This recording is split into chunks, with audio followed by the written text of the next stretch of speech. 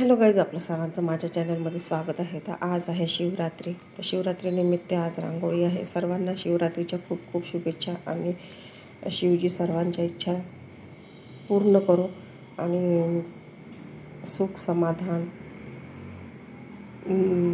सदैव राहो हीच प्रार्थना.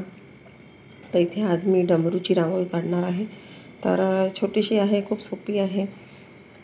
तर कशी जमली ते नक्की सांगाल. व्हिडिओ पूर्ण बघा. मी कशाप्रकारे पूजा करते, कशाप्रकारे पूजेची मांडणी करते, कारण साधी सिंपल पूजा आहे आणि कशाप्रकारे करते ते पण बघा आणि रांगोळी पूर्ण बघा.